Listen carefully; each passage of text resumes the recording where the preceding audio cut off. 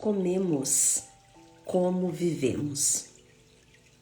O que fazemos com a comida, fazemos também com as nossas vidas. Comer é um palco no qual usamos nossas crenças, o nosso jeito de compreender a vida. Nós atuamos isso com a comida e com outros comportamentos, mas a comida, principalmente, ela costuma mediar esta relação daquilo que vivemos internamente e o mundo externo. Há algo errado quando cambaleamos, quando nós estamos um pouco desconfortáveis para uma necessidade de atacar um pão de alho ou um chocolate. Há algo errado quando usamos a comida para nos expressar. Quando nós compreendemos que existe dentro de nós algo que nós não conseguimos compreender e que nós estamos usando alguma substância, porque a comida, ela torna-se um anestésico de algo que nós não estamos conseguindo lidar muito bem. Hoje nós vamos finalizar, né? Estamos começando agora, o capítulo 5 do livro de Jane Roth, Descobrindo o Prazer Além da Comida. Neste capítulo, Jane, ela deu o título de A Síndrome da Atitude Errada. É um capítulo curtinho, mas com registros riquíssimos que pode nos abrir os olhos para aquilo que nós colocamos dentro da nossa boca. Ao final desta leitura de hoje, eu vou fazer uma síntese do capítulo, então fica aqui comigo. Ou se você está assistindo gravado, tá tudo bem se você quiser passar para o final. Mas seria interessante você ouvir os exemplos que a Jane nos dá a partir da experiência pessoal dela e também das alunas que ela acompanhava durante as palestras e os workshops que ela conduzia.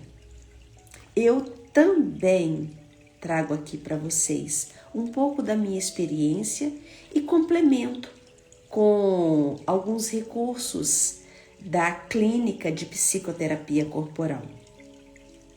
Então, eu espero que você fique até o final, para que você possa colher as informações dessa síntese deste capítulo. Bom dia! Bom dia a todos!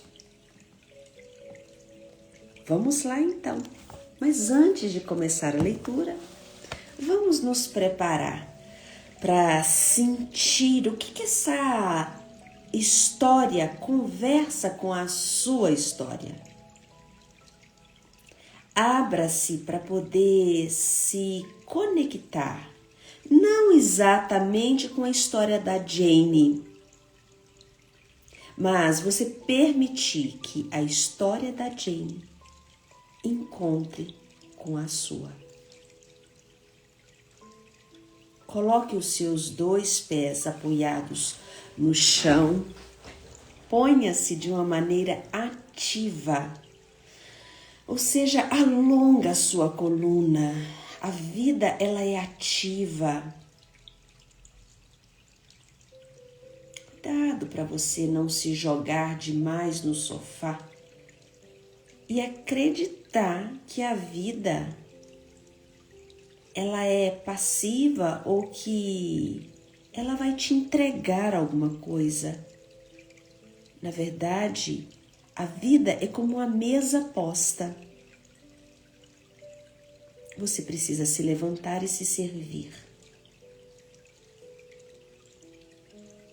Se você não acredita na sua capacidade de se servir, talvez valha a pena você refletir sobre o que aconteceu ao longo da sua fase de desenvolvimento e que talvez não foi dado a você a autonomia suficiente para você poder escolher o que você gosta e qual é a quantidade que você precisa. Talvez você foi mais servido do que você serviu. Mas a parte boa dessa história é que o nosso corpo, ele é regulado.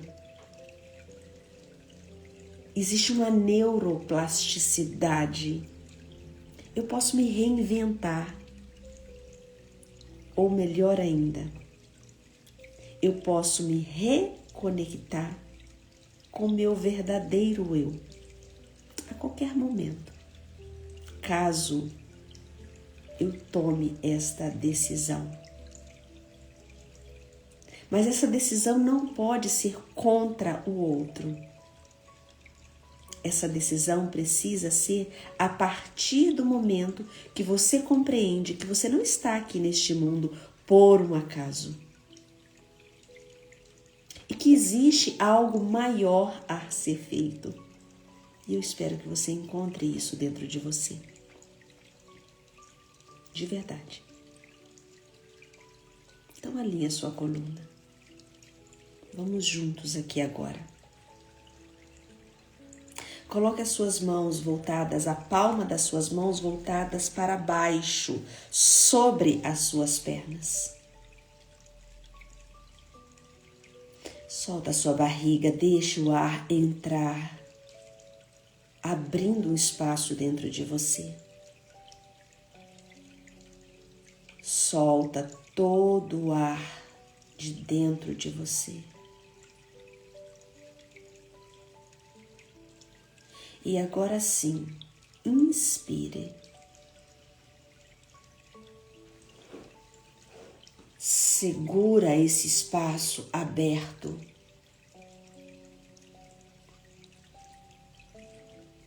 Expira, deixa o ar sair, contraindo a parede abdominal. Alinha a sua coluna. Abra o seu peito. Imagina que você vai encostar as suas escápulas uma na outra. Solta os seus ombros, desce a sua língua.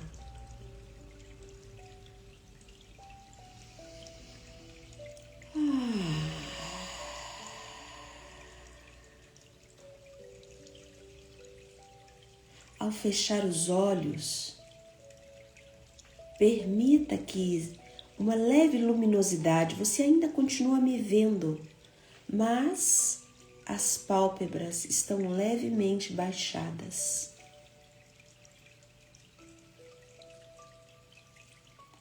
E você inspira e expira no seu ritmo.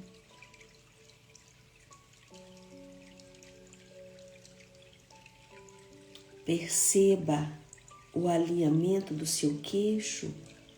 Seus olhos, se eles estivessem olhando para frente, ele estaria no horizonte. Imagina que tem um fio no topo da sua cabeça e isso ajuda você a criar uma consciência do seu eixo coluna. Sorria. Isso, deixa sair um leve sorriso dos seus lábios.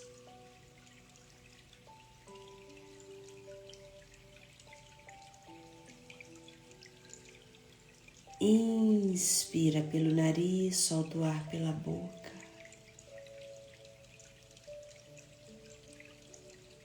Sorria.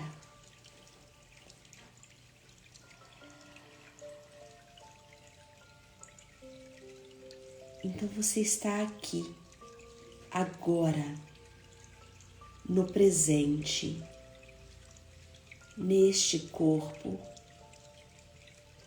que carrega todas as memórias de uma vida inteira e que talvez você nem perceba que você reage ao mundo a partir destas memórias e não exatamente a partir de um contexto atual.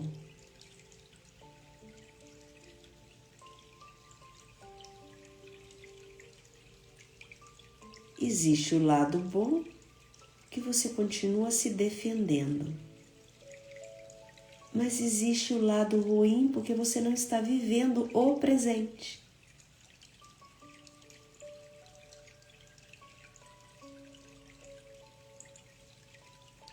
E a vida, ela pode ser boa quando você está na direção dela.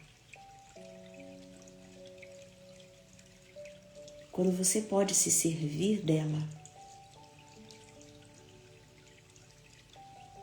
Quando você pode experimentar sem achar que você está fazendo algo de errado.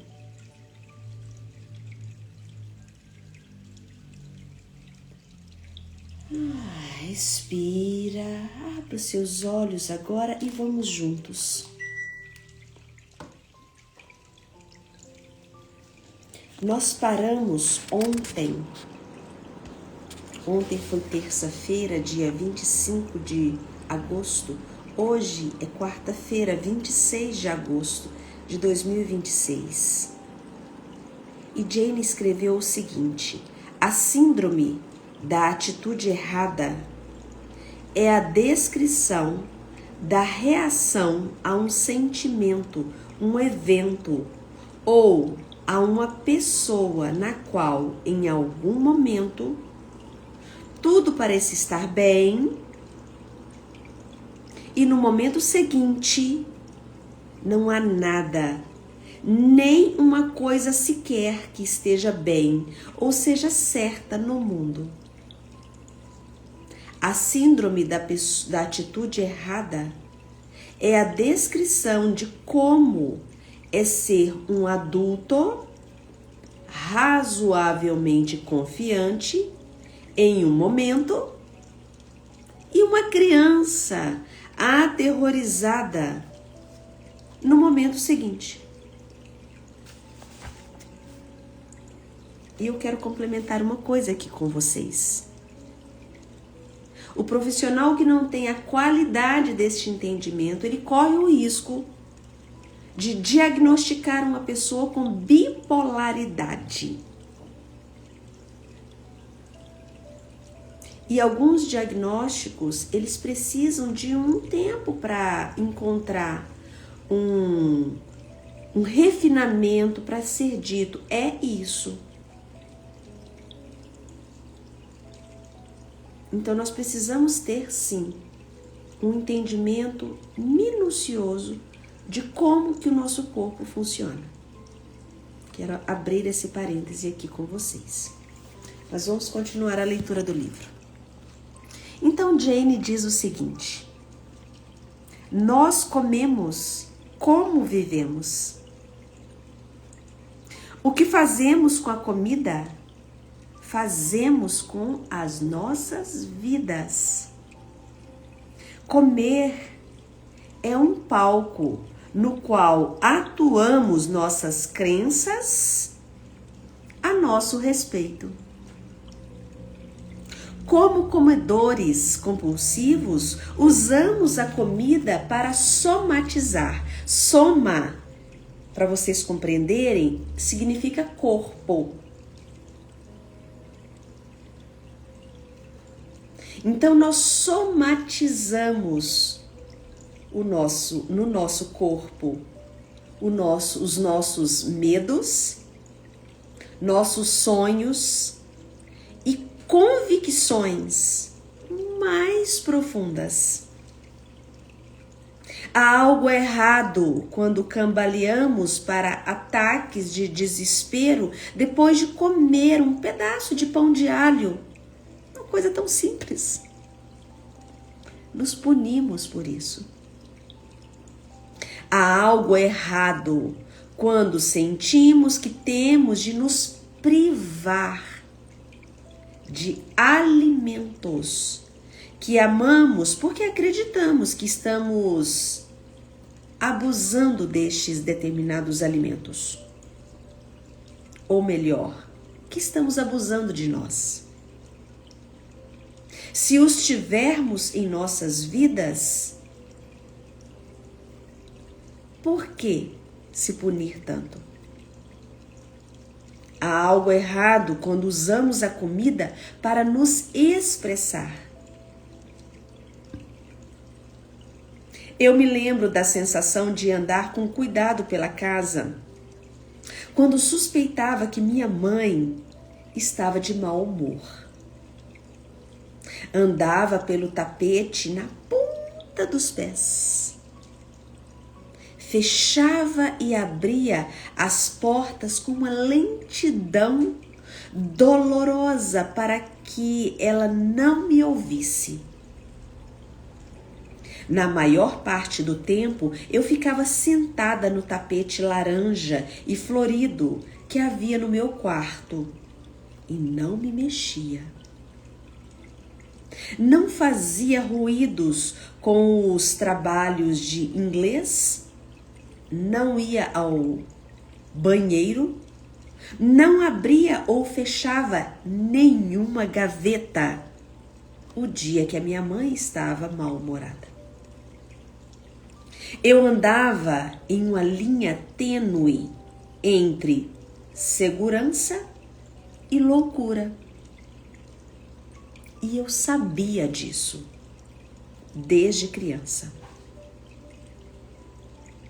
Uma atitude errada e minha mãe entraria em uma fúria de histeria púrpura. Uma atitude errada e eu sentia apenas o estalar de carne por ter sido arrastada pelo cabelo, puxada, porque eu precisava ficar quieta.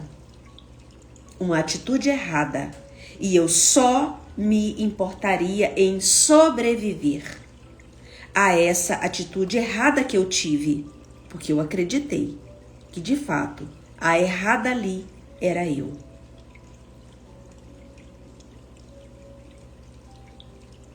Uma participante de uma palestra chamada Rita descreve a vida dela quando era uma menina de 7 anos de idade. Minha mãe morreu quando eu tinha 6 anos. Meu pai se casou com a empregada. Ambos, meu pai e minha madrasta, eram alcoólatras. Aos 7 anos, eu já sabia o número de telefone de todos os bares da cidade. Quando eram 22 ou 23 horas da noite, eu ia até o bar e buscava o meu pai. Ele ficava muito zangado comigo por interrompê-lo enquanto estava com os companheiros. E às vezes ele batia em mim ali mesmo. Mas normalmente esperava até chegar em casa. Não era tão comum apanhar na rua. Quando minha madrasta estava envolvida, ela também batia em mim, mais do que o meu pai. Ela quebrou meu braço uma vez.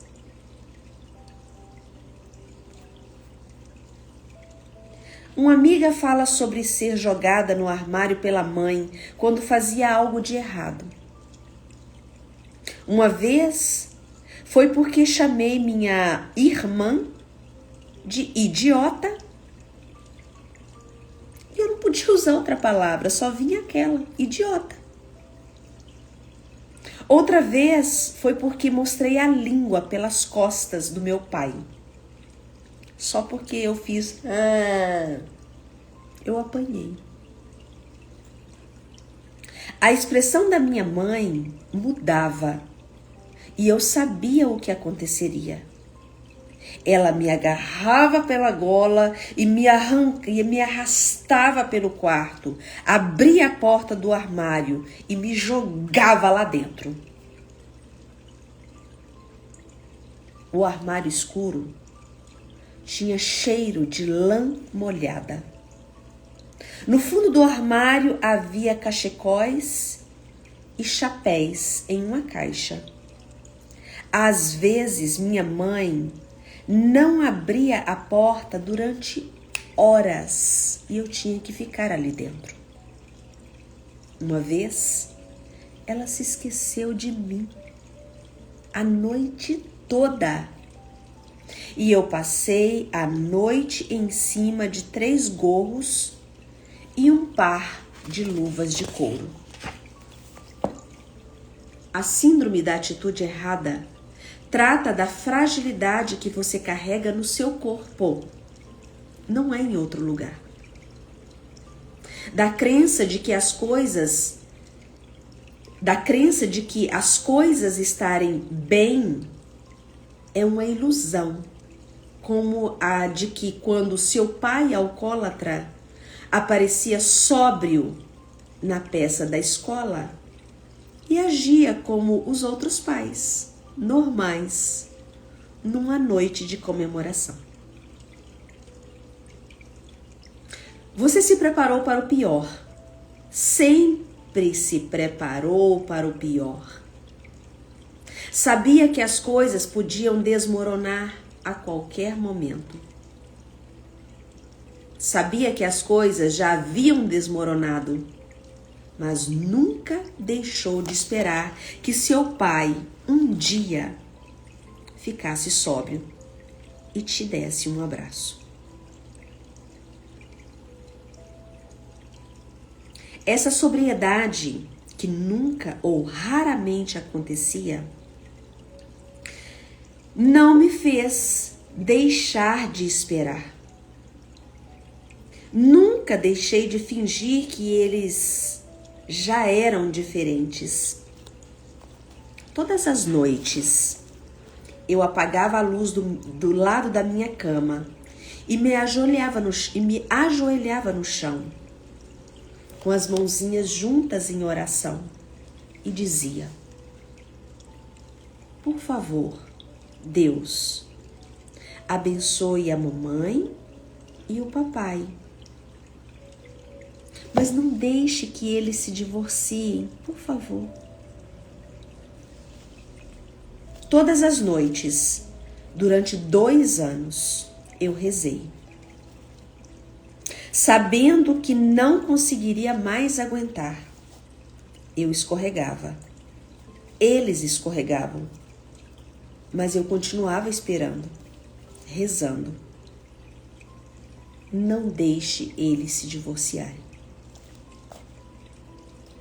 Todo verão, durante as Olimpíadas, havia um cabo de guerra no acampamento. Ambos os lados, os astecas e os conquistadores, se preparavam posicionando as pessoas mais fortes na frente. Eles cavavam buracos com os calcanhares, usavam luvas para evitar queimaduras de corda. Ficavam parados ao lado da corda que se estendia como uma cobra que dormia a seus pés. Depois, Hal, o orientador-chefe, soprava o apito e os mais fortes pegavam a corda e as puxavam. Enquanto os campistas, que usavam vermelho para os astecas ou o azul para os conquistadores, que torciam.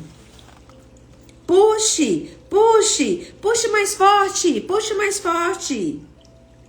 À noite, e sob a luz de uma fogueira, dava para vê-los se cansarem. Dava para vê-los escorregando dos buracos que haviam cavado. Dava para ver o que seu time ia perder. No entanto, eu continuava à espera. Mesmo quando Lee Hordini, o mais forte de todos, com seus braços protuberantes e o seu rosto travado em uma determinação corajosa. Triturava o corpo e se preparava para um último puxão vencedor. Eu continuava a esperar que algo acontecesse. Por favor, Deus, não deixe que eles se divorciem. Eu fui uma criança asteca que construiu um império na esperança de que Lee Hordini escorregasse no último momento e deixasse a corda cair.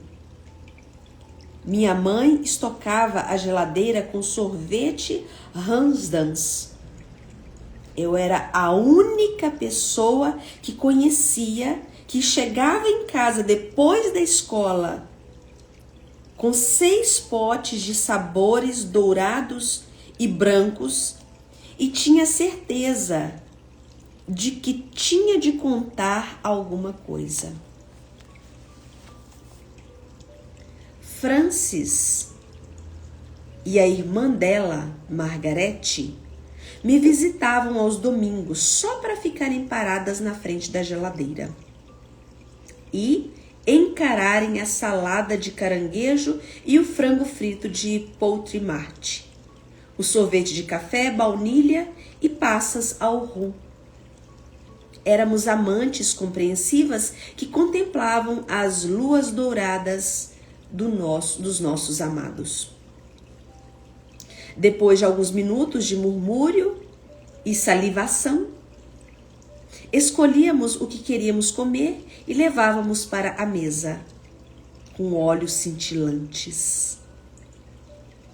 A cada colherada da comida, eu entoava em silêncio uma espécie de mantra, abre aspas. Tenho uma família normal. Tenho frango e sorvete na geladeira. Sou como você. Sou. Sou como minha mãe. Sou como meu papai. Como minha mãe enche o congelador, ela também deve me amar. Ela deve ser uma mãe normal. E daí que ela nunca está em casa? O que tem? Qual que é o problema? Qual que é o problema dela ser alcoólatra? Ela enche a geladeira. E daí que meu pai nunca fala comigo? Nós temos sorvete num domingo e frango na geladeira. Isso é real. É possível ver a comida, ela está aqui e eu posso colocá-la na minha boca, tocá-la. É uma comida melhor do que a que outras mães colocam na geladeira. Minha mãe é o máximo. Minha mãe é uma boa mãe. É uma mãe generosa. Uma mãe que compra Hansdans. Não pode pensar em ir embora, imagina. Por favor, meu Deus, não deixe que ele se divorcie. Fecha aspas. Este era o mantra de Rita. Aqui nós vemos claramente a camada da ilusão. A camada da ilusão era fina como o gelo de novembro em um lago. Ao observá-lo de uma colina, você acha que dá para deslizar no lado por horas. Mas, quando o testa com o dedo, ele se racha e a camada de gelo se afunda. Eu me recobri de geadas de novembro. Minha mãe é uma mãe normal. E somos uma família normal. Eu menti para mim mesma a vida inteira. Menti para meus amigos. eu acreditei nas minhas próprias mentiras. Eu quero mostrar uma coisa aqui para vocês. O que Jamie está falando pra gente de uma maneira que parece que não é algo comum? É sobre isso aqui, ó. A ilusão é a nossa parte mental, por isso que nós temos uma capacidade enorme de negar, de criar uma camada defensiva. Nós criamos uma história, essa é a primeira camada. É a camada do ego, a camada mental. Lembrando que este livro aqui é o livro Bioenergética de Dr. Alexander Lowen, tá? Que foi o criador da análise bioenergética, que é a linha de psicoterapia com a qual eu trabalho. Então, eu especializei na área de traumas, decodificação biológica de doenças. Depois, eu me especializei em terapia Ayurveda e também nas constelações familiares, tá, gente? Só para vocês compreenderem o que eu tô querendo mostrar aqui para vocês. E isso aqui é muito comum mesmo dentro da clínica. Então, isso que ela tá falando da ilusão, a história que ela criou, ela fica aqui. E muitas vezes é aqui que nós contamos a nossa história. E muitos profissionais, como eu disse no início da leitura, para quem chegou agora, assista do início, muitas vezes recebem diagnóstico de bipolaridade. E não necessariamente que esse diagnóstico ele seja de fato verdadeiro. Aqui embaixo eu tenho uma outra camada, que é a camada muscular. Então o corpo, ele está nesta camada aqui, ó. Nesse trecho aqui, aqui estaria o tecido, aqui está o meu corpo. Aqui está o tecido, todos os tecidos, os nossos 7 tecidos, que é o tecido ósseo, o tecido sanguíneo, o tecido linfático, o tecido muscular, o tecido da medula. Todos os tecidos estão aqui. Então, quando você come um brócolis, ele vai se tornar tecido. Quando você toma uma Coca-Cola, ele também vai se tornar tecido, mas uma parte vai se tornar plástico, tecido adiposo, que é onde nós construímos a nossa gordura, que também é uma camada de defesa. Então, muitas vezes nós escolhemos alimentos que vão gerar uma camada mais rápido, porque eu preciso encontrar o alívio mais rápido. Muitas pessoas, elas têm um paladar infantil. Olha que interessante. Principalmente os diabéticos têm um paladar infantil. Então, o que ele está falando? Que a minha criança, ela não pode sentir. E aqui está a camada do sentir. Aqui mora tanto a alegria quanto a raiva, o ódio, como o prazer de viver que vem daqui. Aqui vem o impulso da vida, ó. Aqui está o centro, o coração. E o impulso em direção ao mundo. Para buscar aquilo que eu desejo, eu preciso dessas camadas flexibilizadas. Logo, um processo de psicoterapia, ele engloba não só a escuta daqui, mas ele precisa ser trabalhado nessas camadas aqui. Para que esses sentimentos aqui, eles possam vazar, ele precisa sair. Para que eu possa ter acesso ao coração. Aqui mora a minha capacidade de amar e também de me sentir amado. Entenderam? Vamos para cá agora. Eu tinha 17 anos quando tentei contar a verdade a alguém pela primeira vez. Minha amiga Penny e eu estávamos sentadas na Square Delicatessen. Eu tinha pedido um café maltado dos vigilantes do peso. Né? Quem não conheceu os vigilantes do peso? E rabiscava com o dedo no balcão do linóleo rosa. Minha mãe tinha chegado às 4:30 da manhã e meu pai saído às 6:30. Eu queria agarrá-lo pelos ombros e gritar para ele fazer alguma coisa. Queria chamar minha mãe de adúltera e dizer que ela estava quebrando um dos 10 mandamentos. Mas, em vez disso, decidi contar para Penny o que vi e pedir a ela conselhos. Penny era a minha única amiga que tinha uma mãe divorciada. Então supus que ela sabia de coisas como o adultério. Quando o meu café maltado e o hambúrguer dela chegaram, perguntei: Penny, sua mãe teve um caso quando ela e seu pai ainda estavam casados? E Penny respondeu: não.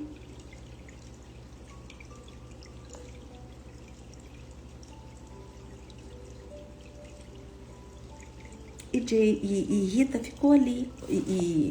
Não, essa aqui é uma das palestras. E a amiga, né, ficou olhando para ela. Bom, eu pensei, isso não vai ser fácil. E ali então eu comecei a remexer a salada de repolho, sacudi um pouco de cenoura na mistura de maionese. Bom, Penny, eu queria dizer, o que causou o divórcio dos seus pais? E Penny respondeu: eu não sei. Acho que eles estavam infelizes juntos, só isso.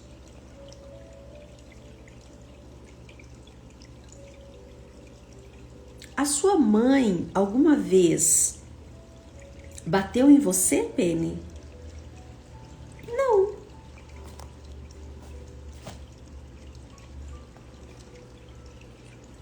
Ela respondeu mais uma vez. Aquilo para Penny não era um problema. Ter uma mãe divorciada ou ter uma mãe casada, para Penny era normal. Então Penny pergunta: você viu a nova namorada do Jeffrey? Ela frequenta a Roseline.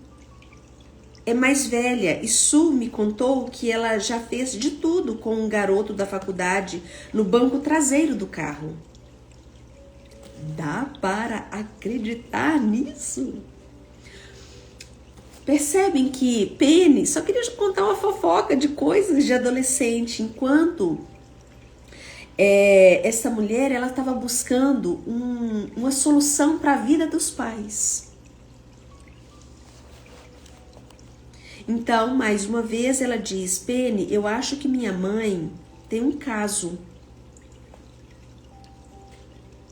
Então Penny fala: ah, não seja ridícula, deixa sua mãe pra lá. Essa é uma coisa besta de se ouvir.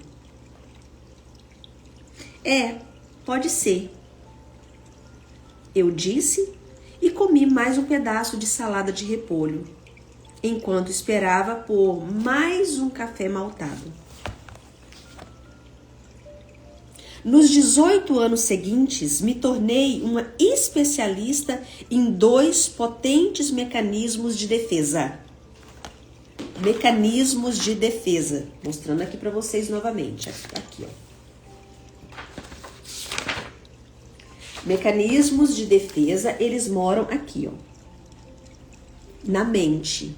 Então, Jane está contando que ela desenvolveu ao longo do tempo 2 desses mecanismos. Um deles é a negação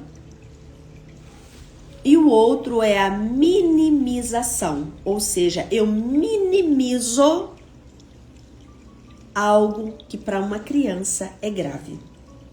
Então, Jane, ela aprendeu isso.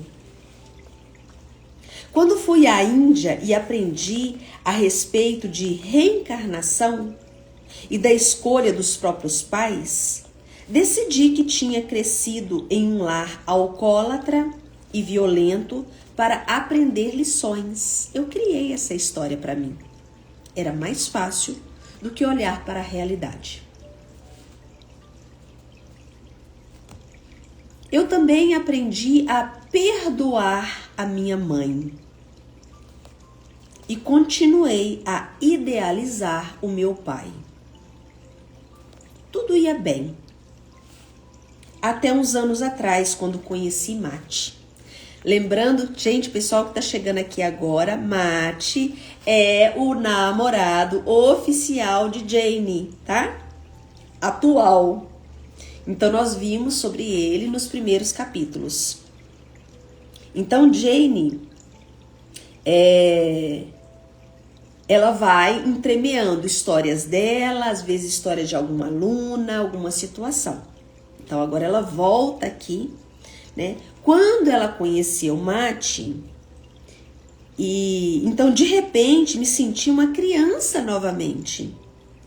Toda vez que ele viajava, toda vez que ficava com raiva de mim, minha língua ficava paralisada na garganta quando tentava formar as palavras que haviam sido banidas de dentro de mim por 30 anos. Palavras como: tenho medo de que quando você vai embora, você não volte mais. Uma frase simples de se dizer. Palavras como: fique comigo, eu preciso de você hoje. Outra palavra simples que ela não conseguia dizer: quando você fica zangado, tenho medo de que você me mate. A síndrome da atitude errada é a representação do que acontece quando algo ou alguém aciona sentimentos para os quais nunca aprendemos palavras para descrever. É uma representação da súbita mudança que sofremos quando sentimos inconscientemente. Então, por isso que eu estou apresentando para vocês isso aqui, porque o nosso inconsciente, ele não está na nossa cabeça. O nosso inconsciente, ele está no corpo. Então, nós aprendemos a mentir para nós mesmos. Porém, a história, ela está misturada nas nossas células. Quando o outro faz algo, essa memória é acionada.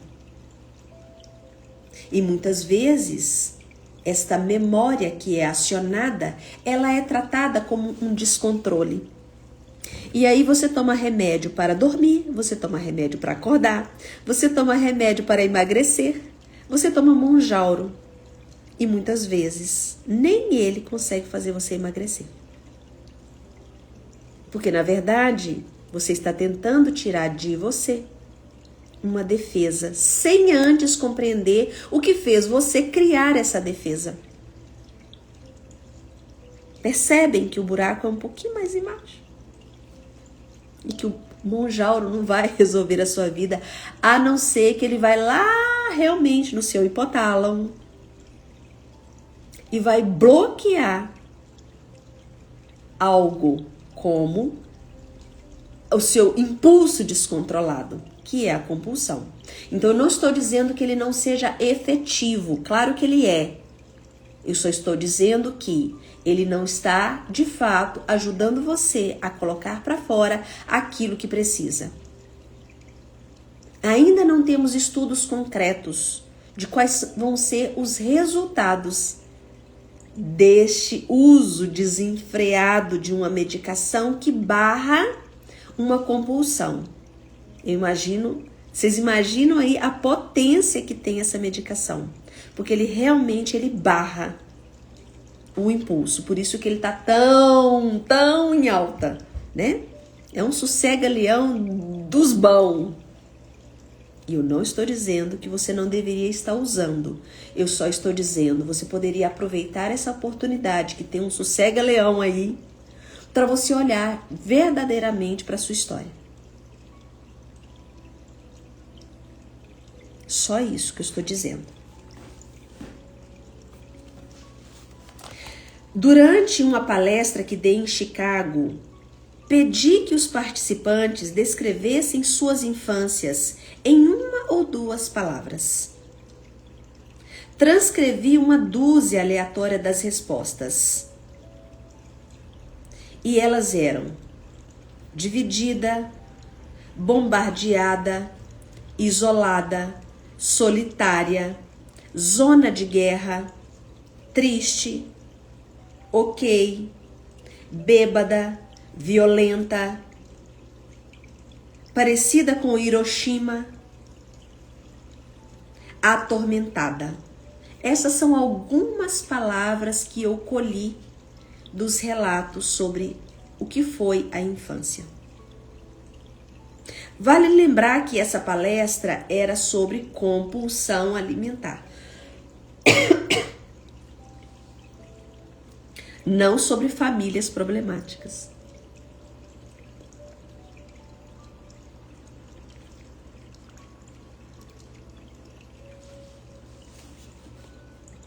Abuso sexual, alcoolismo, espancamentos. Tudo isso está escondido por trás de uma compulsão. Não só alimentar. Compulsão é tudo aquilo que você não consegue viver sem. Talvez você não consegue fazer um jejum de 24 horas. Você já tentou? Tem pessoas que não conseguem fazer jejum nem de 12 horas, porque vai fazer exame de sangue e quase morre. Porque vai ficar 12 horas sem se alimentar. Você é uma dessas pessoas? Que não é natural?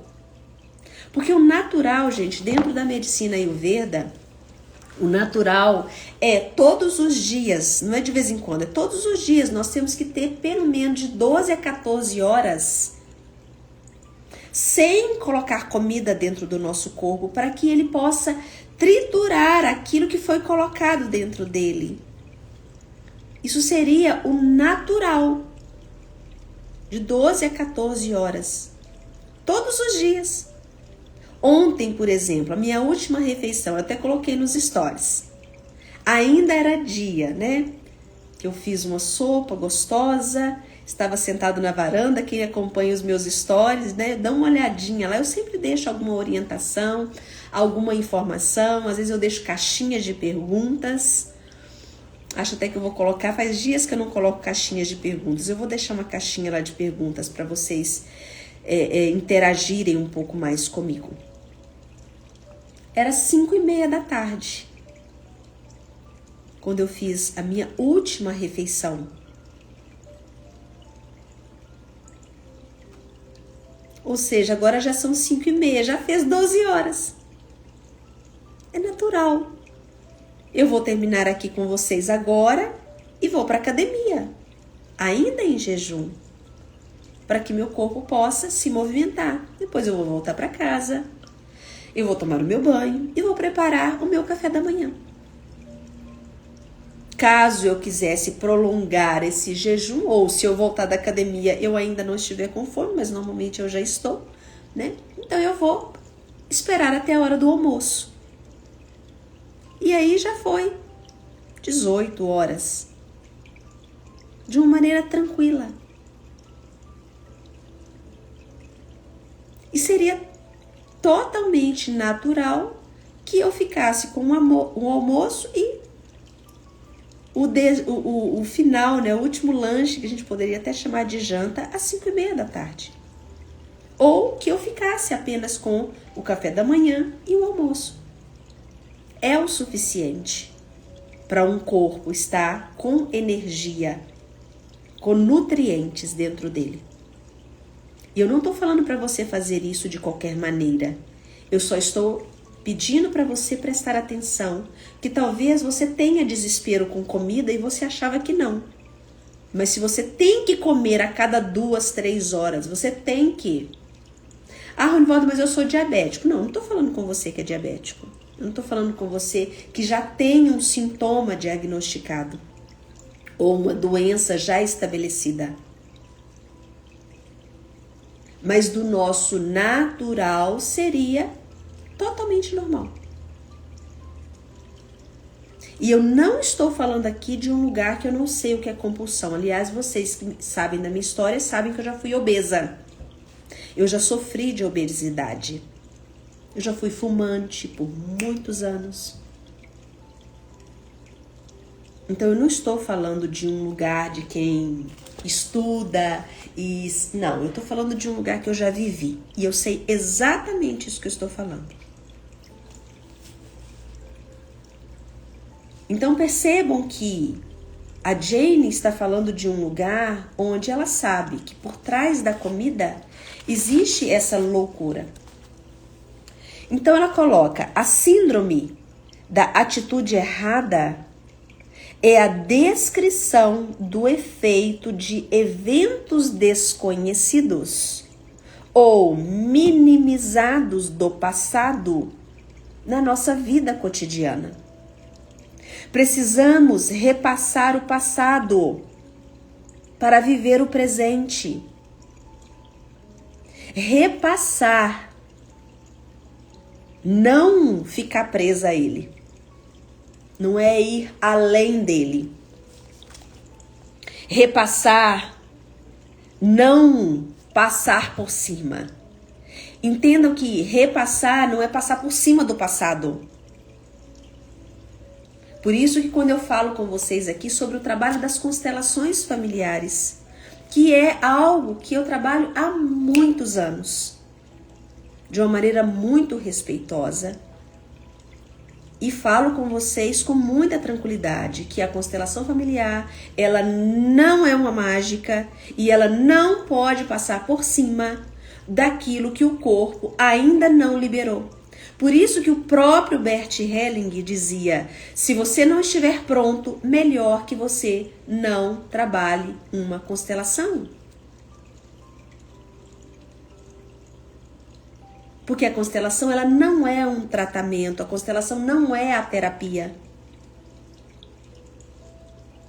A Univalda fala-se de terapia breve. Sim, quando você está pronto, você pode, de uma maneira breve, desnudar todo um contexto para que você possa fluir por dentro dessa história e não por cima dela. Não passe por cima dela. Então, ao comer uma pizza congelada porque alguém do trabalho disse que você parecia ter engordado alguns quilos, você não está provando a si mesma, à sua mãe, ao ex-líder dos vigilantes do peso, que nunca conseguirá perder peso, será gorda e feia pelo resto da vida.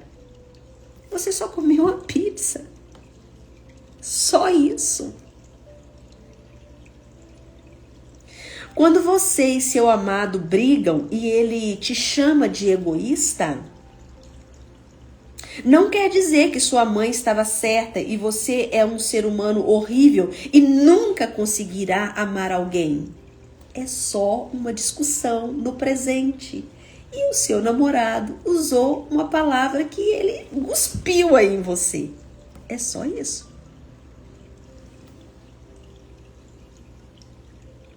Quer dizer que seu amado, ele simplesmente ficou com raiva daquilo que você fez hoje. E chamou você de egoísta, só isso. Quando ele não estiver com raiva,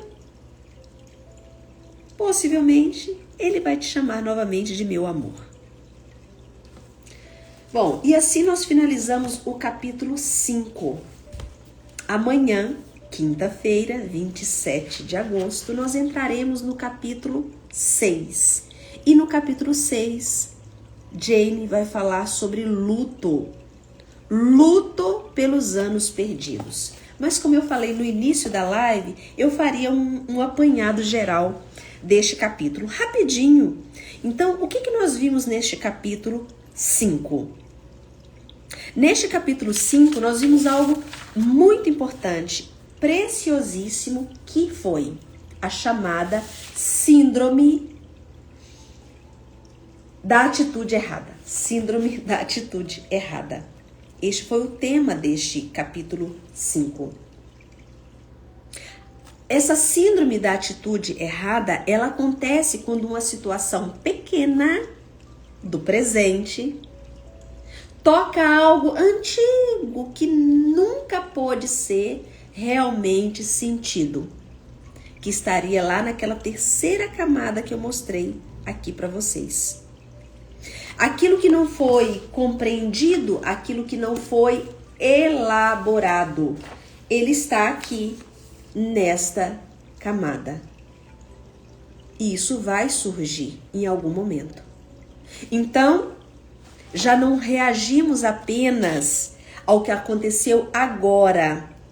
Reagimos também a tudo aquilo que ficou acumulado aí dentro de você. Por isso, às vezes, comer um pão de alho, um chocolate. Por isso que às vezes uma discussão não é apenas uma discussão. Comer o chocolate não é só comer o chocolate. Por isso que um comentário de alguém, ele não é só um comentário, ele destrói você. O presente, ele encosta como uma linha muito tênue ao passado. Então, o que eu estou mostrando é essa linha tênue, é essa daqui.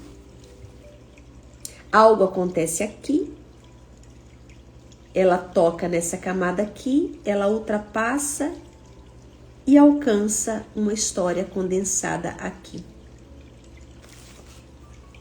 Talvez o ponto mais importante deste capítulo seja perceber que a comida, ela não é o problema central. Nunca foi. Nós já vimos isso aqui durante todo esse caminho. Muitas vezes, ela se torna o lugar onde nós expressamos aquilo para o qual ainda não temos permissão para expressar.